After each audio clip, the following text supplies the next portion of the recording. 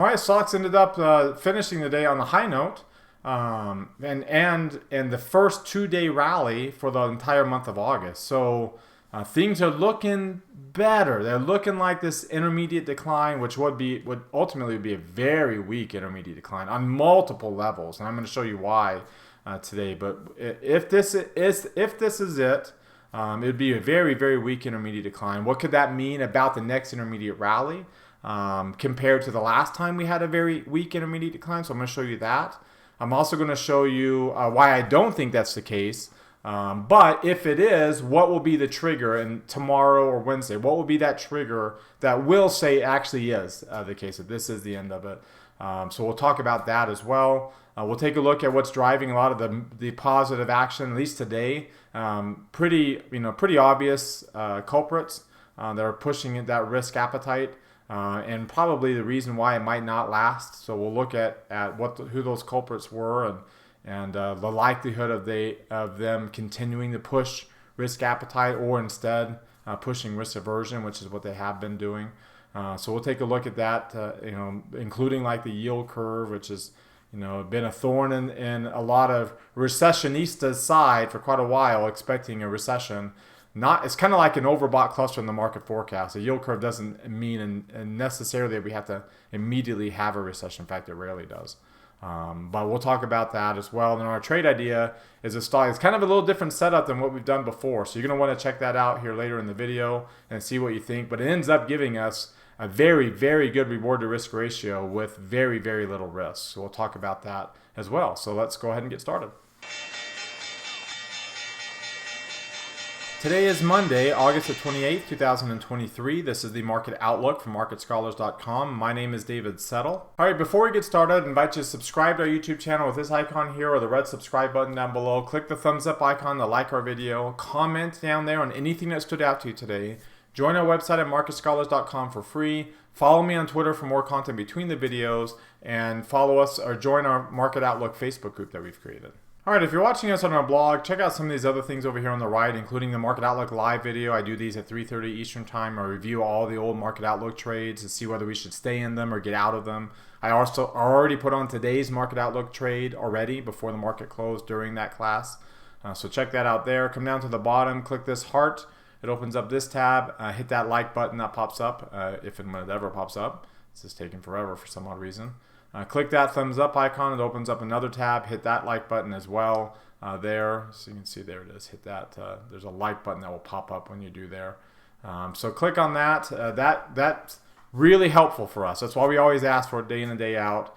I got the Market Outlook. I got the video out a little earlier today to try to see if we can get to 100. That's our goal every day. So see if getting it out early helps with that. But thanks again to those of you who do like these day in and day out. We really appreciate it. It helps us out a ton. Those who don't, you can do right now while you're watching with 1 or 2 really easy clicks. All right, let's take a look at the S&P 500 first and look at the market forecast indicator like we always do.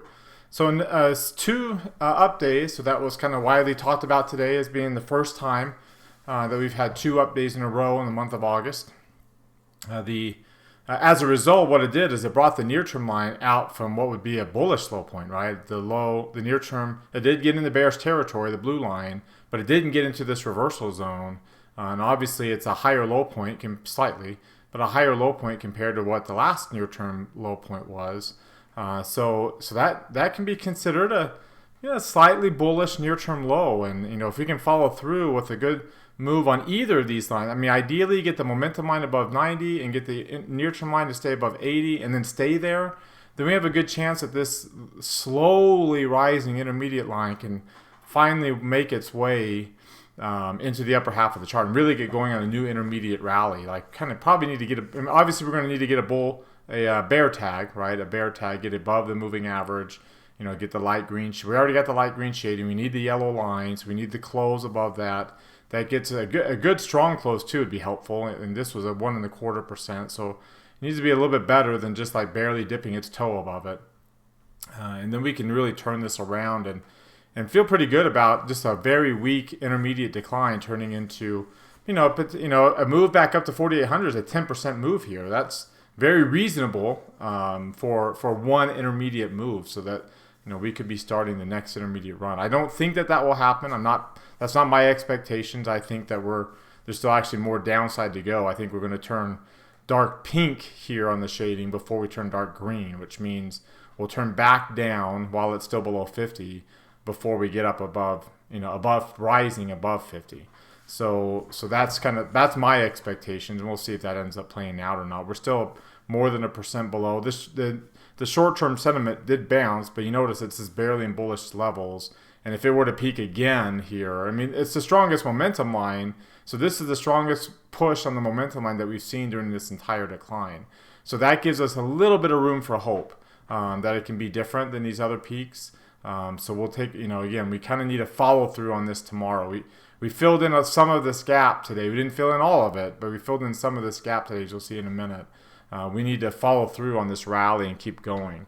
The NASDAQ, of course, a big reason for this rally. You can see that short-term sentiment did not get nearly as strong. Market sentiment still declining. Intermediate line rising, still 1.5% below. Your Russell 2000, which has been furthest below the moving average, is still 3% below. Nowhere near a bear tag anytime soon. The intermediate line is actually still in the reversal zone on the Russell, even if its short-term sentiment probably looks a little bit more bullish than the S&P. So, good rally here today, good outperformance, and you have good short-term sentiment. Not the case for the Dow. So the Dow's on the other side of that equation. It's lagging behind. Its short-term sentiment was actually more subdued.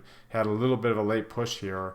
It was more subdued here, and it's still, like I said, this, kind of moving up here. Its intermediate line still in the reversal zone, and we'll see if this ends up playing out. Again, if we follow through with this and basically get above Thursday's high, the Thursday peak coming after those NVIDIA earnings, if we can get above that Thursday opening high point on a lot of these indexes, then we can kind of nullify that weakness that we saw on that day that ultimately brought us down to some pretty significant low points, and then get back above. You notice again when you look at the Fibonacci levels, we are back above the 23% retracement. So again, getting below the retracement is what starts the retracement. That 23% line. It ends when you either get below the 78 or back above the 23. And you see, we are flirting with getting above the 23, and we get above Thursday's peak, then you'll be a lot more, lot more entrenched above the 23 and a lot closer to that bear tag, which, can start the new intermediate rally for however long. This was a very long one, so this is not normal, but again, if this ended up being what was the 19%, I believe, zigzag here, ended up being a 19% rally. So again, all we need is a 10% rally like this one to get us back up to 4,800, get us up to these old high points here. All right, let's take a look now at the weekly chart. And you can see, as of right now, it's only Monday, but as of right now, we have a little bit of a transition. It's a higher close. And we have a green arrow. So, so again, that's good. I mean, you can see the Hakinyashi is above its moving average. The PPO is still falling, so we haven't changed the PPO around. But, again, that's a good sign. I don't think that this will last, though. I think we'll be back to a lower low point and a lower close by the time the week is over. Remember, the Hakinyashi close is the average of the open, high, low, and close. So we had a very, very minimal range today. We'll see if that picks up as we get PCE data, employment data, GDP finalized data over the course of this week. So we got some economic indicators. We got a lot of AI companies reporting. Broadcom specifically is one of the bigger AI names outside of NVIDIA. So we have an important week to see if we can follow through on today's rally, or if these economic indicators lead to higher yields and thus higher, more weight on these equities, which is, again, the camp that I'm leaning in myself. I'm still in the camp that this intermediate decline is not over with, and it's going to be a little bit deeper than what we think for a variety of reasons that I've been mentioning to you. And I tweeted out today for those who follow me on Twitter, and then, of course, what we discuss here. 2 green arrows on the S&P and the NASDAQ. No green arrows on the Dow and the Russell. So they're still kind of catching up. Remember, they came to the party late. But again, you have to get that third green arrow for us to turn green, and the moving average is actually still declining. So we're still in this decline until we get that, at least get that 3 green arrow signal. Which getting 3 green arrows when you've already been rising versus getting 3 green arrows when you've been falling. That's again a good indication, like that bear tag, a good indication that a new intermediate rally is beginning, and we can ride that rally for 1 to 3 months on average. 4+ months on the last one that we had. Let's take a look at the 2-line version of these indicators, and you can see again we are flirting with that 17-day. The MACD is above its moving average, so that's bullish, right? And we are above the 17-day barely. That's bullish. Getting back above the 50, and you'd have to get above the 50 to get back to that bull tag 3 green arrow signal. But that's kind of, again, that's Thursday's high as well. That's kind of the next stage. Follow through on this move today and get back above the 50. Get that stochastics out of bearish territory. It's rising above its moving average, but still in bearish territory. MACD is rising above its moving average, but also still below zero in bearish territory. So we need to flip those around. Some of these other oscillators, you can see the DMI, the negative indicator is not. There's no trend at all. We're not above 25 on the negative. We're definitely not above 25 on the positive indicator. It's actually still below 20. So grain of salt on this little rally, this little 2-day rally. We are above zero, but not above 100 yet on the CCI. We are still below 50 on the RSI. So nowhere near, as the weekly CCI is kind of flattening out here at the right at zero. Again, it's this correction starts when you get below 100, minus 100 on this. So we're definitely not there yet. We're not bearish, but we're also not as bullish as the bounce suggests that we are. You can see some of the other indicators. For example, McClellan oscillator got almost back to zero. So nice, good run on the breadth here today. Remember, the Russell 2000 outperformed. So good run on breadth. That would be a welcome sign to get back above zero and get back above the 35 level. Money flow is not very supportive. It's still in bearish levels. It's up, but it's still at bearish levels. Needs to get it back above 50, if not above 60, for us to feel really good about us being bullish again, as you can see over here. So we're not there yet. So we're, things are looking more and more positive, but we're just not quite there. We're not back above the blue line, which would mean we're back above the cloud.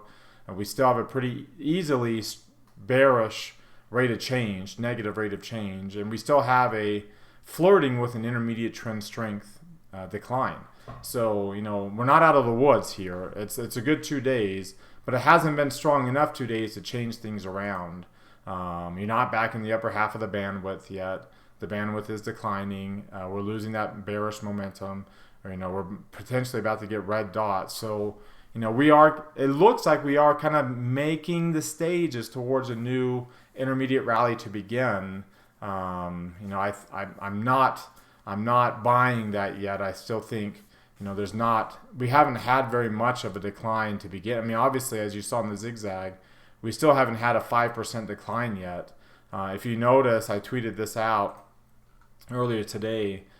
This is the last time that we had a sub 5% intermediate decline. Goes all the way back over here to 2016 was the last time we had a sub 5% intermediate decline. The bonds were a lot more bullish then. So we were set up for a good rally off of that level because bonds were declining, but they were declining from higher levels, and they were able to go into, a decline here. That's not the case right now. We are extremely oversold on bonds. So that's a limiting factor. And then now as I look at the VIX, you can see if you look at the VIX today, the VIX is really low. It's still in the 15s. In fact, where is it at right now? The VIX right now is at just barely above 15. And the VVIX is down to 82 as the correlation's been jumping back up here with both of them declining. And relative to the VIX 3M, we're easily below 90%. So again, going back to 2016, the VIX was way above 20, above 105% relative to the VIX 3M, and the VVIX was at 120, not 82, but 120 with the VIX as high as it is. So that's what an intermediate decline looks like. A VIX above 20, above 105% with a strong, I mean, that is what an intermediate decline looks like. This is not what an intermediate decline looks like.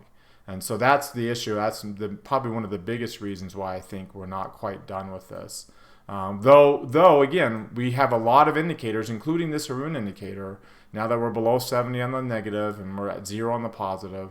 So we are set up for a change, right? Again, getting above Thursday's high, as you can see, would get us above last week's high, would get us above the chart's midpoint, above the 50-day moving average. So that's what we need to see tomorrow is, a good break up above. It was, again, we didn't fill in all the gaps, so that's still there. I think we're more likely going to be filling in that gap tomorrow morning. But if we can, especially if we can get a good runaway gap, and again, like we've talked about before, get a good gap higher of at least 2/3% or higher, and then run away up for a good 1.5% gain because the VIX isn't very high. That would be the ideal scenario for us to say, we're done. Like, it was weak, but we're done. And who knows how long this intermediate run is going to last? Probably not very long because we didn't get enough of a pullback. But at least we're done with this one, and we can start a new rally. And we might know that as of tomorrow if we can close above and get above and then close above Thursday's high. Again, ideally with some kind of runaway / breakaway gap, opening early tomorrow morning, and then take off from there once we get to market. If not, if we continue in this lower half of the daily range, which again is what I'm expecting, then we're going to be more susceptible to a new 4-week low point than we are a new 4-week high point. All right, now let's take a look at this price action. You can see again just how strong commodities have been for the past 3 months, but we'll take a look at how things performed just today to start off the week. And again, it was a very small range in the S&P. Though up 2/3%, the Qs and IWM up pretty good too. International stocks actually outpaced. They were up 1% or more. Emerging markets and EFA. VNQ, which is lately been a risk asset, is also up almost 1%. So really, your risk assets were up significantly. Gold ended up outpacing commodities and treasuries, though it didn't quite outpace the corporate bonds. Treasuries were not up initially, ended up being down for a good chunk of the day before rallying. Commodities and the dollar were down. I think that's probably your biggest reason why we had a little bit of a risk appetite move, is those moves. And again, those are the dollar and commodities. Those are moves that are just kind of exhale type moves. You can see the dollar's been so bullish for 6 weeks. 8 and 17 about to cross above the 200. So we're in a stage where things are kind of changing on the dollar, barring a move back down below those levels. And the same thing with commodities. Commodities have gotten back above their 200, the 8 and 17. We made a return move to the 200 after the breakout, and then we held for support and bouncing back up. MACD is turning back up, stochastic's turning back up. So more than likely today's small drop in commodities and the dollar will probably be short-lived, and that's probably the reason why it will be unlikely for us to stay bullish going forward from here. And again, the last 9 Mondays have been bullish, including this one, so 8 before today. The last 9 Mondays now have been bullish. The last 4 Tuesdays have all been bearish. So 5 out of those 9 have been bearish, including 5 of those previous 8 have been bearish, including the last 4. So we'll see. The pattern right now is to start the week strong, potentially form the new high for the week in Monday or Tuesday. Last week was kind of the first week that we got a new high later in the week on the Nvidia news. But previously, the highs of the week were on the Monday kind of Tuesday level. We had a small or little higher high there. The high there was on Monday afternoon. The high over here for that week was early Monday morning. So, if we follow that pattern, we'll probably get maybe a retest of this level here early tomorrow morning. And then potentially that sets us up for our high point for the week. Now, it would be an equal high. The question will be whether we'll get an equal low point, which I think would be more likely that the low point for this week will be down closer to this area than it will be. I don't think that this will be the low of the week. Today's lows, I think, will end up closer down to here by closer to that PCE data that's due on Thursday, and then the employment data that's due. You have the JOLTS and the ADP earlier in the week, but then you have the employment data on Friday. So big week at the end of the week here for us, and you can see how strong. Again, the biggest reason why, most likely that we were as bullish here today. Again, if we are starting a new intermediate run, we need those big three names to lead us higher. XLK, XLY, XLC. XLC grabbed the baton today along with real estate. XLK did okay. XLY did not. It was until late in the day, XLY was horrible. It rallied late to catch up to staples, but it was pretty bad. Technology was down to earlier over here in the day, and then it had a little rally midday and then a good rally at the end of the day to stay outperforming. But not really the most risk on, right? Real estate's there, industrials is there, materials and energy are there, very dollar sensitive. Utilities are down. That's not surprising. Healthcare and staples lagging as well. Financials lagging, and again, that's not surprising considering the yield curve, right? And that's probably the biggest issue facing the markets is that one of the big reasons why we were as bullish as we were is that yield curve has actually been dropping here. So that's actually pretty good for the markets, is to have the yield curve dropping. We were kind of making a run up to 50. So the fact that it's been pulling back down towards 100 is a good sign. That's why we've been relatively bullish. Will it continue to drop? Which means, again, the 10-year actually dropped to 4.2%, still above 4. The 2-year did not drop very much. It actually stayed above 5%. So if that yield curve is going to drop further, then it's going to be the 2-year staying higher because the Fed's not going to cut rates. Because that's right now what we're trying to figure out from this is when the Fed's going to cut rates. And the odds of that first rate cut, which used to be high probability for March 2024, the odds of that, and for a sustained period of time too. It wasn't just like it got to high probability, came right back down. They had a pretty sustained level of high probability for this March 2024 level for that first cut. It's down to 20% now. So it's really come down quite significantly. Even for June, which has been, even high probability as of recently, is at 60, barely at 60% now. A month ago, you can see it was a lot higher when you add those numbers up there. Now we're just barely at 60%. So we're flirting with getting below high probability levels for June for that first rate cut. And so that's the idea behind this staying high.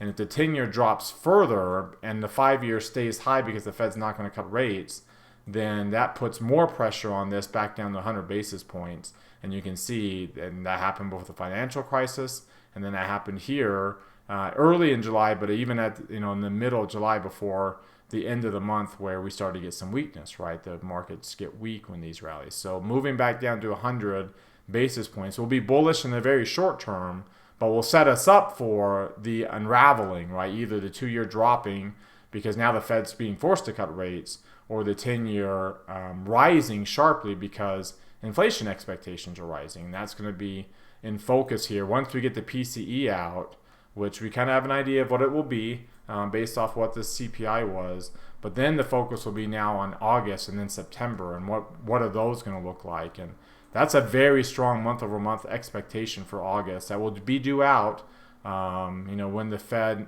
meets here. So the Fed's next meeting is, where is it? The Fed's next meeting is September 20th. So we'll have that next CPI data point out here. They'll have this number out. Most likely won't be 0.8. But if it is, boy howdy, the markets are going to like that. But even at 0.5 or 0.6, that's still going to be a much stronger number. Again, to get to 2, which is the stated goal, you need 0.1s and 0.2s at the max, but 0.1s and zeros. And to have a 0.8 or even a 0.6 up to 0.8 and get the year-over-year number up. And then again, after this next PCE going into that, we're going to have the September nowcast starting to show up to try to get an idea of what the expectations are for that month. And again, if we keep moving up higher here on this year-over-year basis, that's going to bring that 10-year up a lot higher, and that's going to put pressure on. That again will bring the yield curve up. If the 2-year stays flat and the 10-year rises, that brings this inverted yield curve back up, which is what has been happening. And that's not what we want to have happen, because that means inflation expectations are rising. The Fed can't cut rates because of it.